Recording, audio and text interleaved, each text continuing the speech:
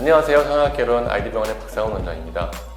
오늘은 아이디병원의 코성형의 마스터 김대화 원장님을 모시고 이야기 나눠보도록 하겠습니다. 선생님 안녕하세요. 네, 저는 아이디병원의 김대화 원장입니다. 네, 선생님 오늘은 코 모양에 대해서 좀 얘기를 해보고 싶은데요. 선생님 워낙 경험이 많으시니까 코 모양이 이렇게 트렌드가 좀 바뀌고 있나요? 어때요? 트렌드라고 하면 버선코라는 용어가 유행한 지가 한참 됐습니다. 이제 버선코라는 것은 직선코와는 조금 대비되게 곡선 형태가 나오는 모양을 얘기를 하는데, 이제 또 버선코라는 용어에서 파생돼서 나온 반버선코, 그리고 또 최근에는 직반버선코라는 말이 많이 유행을 하고 있고, 또 실제로 인기가 많이 있어서 트렌드인 것 같습니다. 네, 그 말이 참 오묘하네요. 버선코, 반버선, 직반버선. 근데 점점 트렌드가 그럼 약간 좀 직선 쪽으로 간다는 그런 얘기가 되는 건가요? 그러니까 버선코에 비해서는 조금 더 자연스러운 형태를 얘기를 하시는 것 같아요. 네. 그러면 2021년도에 코 트렌드에 대해서 한마디 좀 설명해 주시죠. 네. 일단은 남녀 간에 좀 차이가 있을 것 같은데요. 남자분들은 뭐 항상 변함없이 직선코, 거의 10분 중에 9분 이상이 힘있게 뻗은 직선코를 희망을 하시고요. 최근에 좀 많이 가져오는 사진을 보자면 남자분들은 BTS의 BC 사진을 좀 많이 가져오시는 것 같아요. 여자분들은 말씀드린 것처럼 직반버선을 해달라고 하시는 분들이 가장 많으신데, 압도적으로 늘 신세경 씨 코를 가장 많이 가져오시고요. 그래요? 그 다음으로는 이효리 씨, 오연서 씨 이런 분들 사진 많이 가져오시고, 또 좀 더 화려한 형태 원하시는 분들은 민효린 씨 사진도 종종 가지고 오시는 것 같아요. 그러면 그런 환자분들이 그런 트렌디한 코를 좀 이렇게 원하신다고 하면 어떠세요? 그렇게 만들어 줄 수가 있으신 건가요? 항상 똑같이 만들지는 못하죠. 그래도 일단 사진을 가지고 오시면은 대충 어떤 느낌을 원하시는지를 파악을 할 수 있기 때문에 이런 느낌에 맞춰서 수술 계획을 좀 세울 수 있을 것 같습니다. 그러면 환자분들이 이렇게 원하시는 스타일 중에서 좀 수술하기 어려운 코들도 있나요? 네, 이제 원래 가진 코 모양 중에 또 수술하기에 조금 까다로운 형태가 있는데요. 대표적으로는 좀 들린 코라든지 짧은 코 이런 경우가 다른 코 모양에 비해서 조금 수술하기 까다로운 편입니다.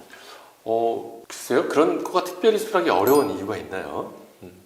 이제 들린 코 같은 경우에는 위쪽으로 들려있는 비익연고를 아래쪽으로 내려주고, 내린 형태가 잘 유지될 수 있도록 추가적인 재료로 고정을 해줘야 하는데, 말하자면 이제 다른 형태에 비해서 교정해야 하는 양은 많고 재료는 좀 더 많이 필요한 수술이 됩니다. 따라서 다른 형태에 비해서는 조금 까다로운 수술이라고 볼 수 있겠습니다. 결국은 이제 코가 들렸거나 짧으면 이제 재료가 없으니까 좀 높이거나 이렇게 길게 하는데 어렵다. 그렇게 이해하면 될까요? 네, 그렇습니다. 네. 아마 들린 코랑 짧은 코가 공통일 것 같아요. 이 부분은 공통이라고 봐야겠는데, 말씀드린 것처럼 짧은 코나 들린 코를 교정을 하려면 피부랑 연골이 충분히 늘어나서 그 상태대로 잘 지탱을 해줄 수 있어야 하는데, 또 코가 낮은 코를 높이 올리려다 보면 그때도 좀 피부 여분이 필요합니다. 그래서 짧은 코를 길게 만들면서 높이까지 아주 높게 올리려다 보면은 원하는 만큼 교정이 되지 않는 경우가 있어요. 그래서 낮은 코를 높이는 정도와 짧은 코, 들린 코를 내리는 정도를 어느 정도에서 균형을 맞출지를 잘 고민을 해야겠습니다. 네.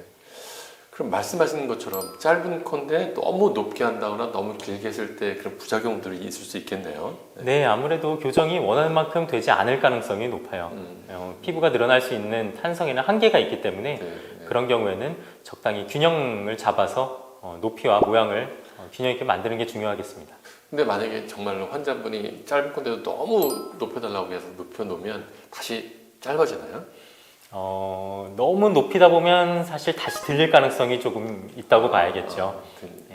그렇구나. 이제 들리거나 또 삐뚤어지거나 뭐 이럴 수 있는 가능성이 높다. 휠 수도 있습니다. 휠 수 있다. 그렇죠. 그런 거네요. 네. 그러면 본인이 들린 코인지 짧은 코인지는 어떻게 알 수 있나요?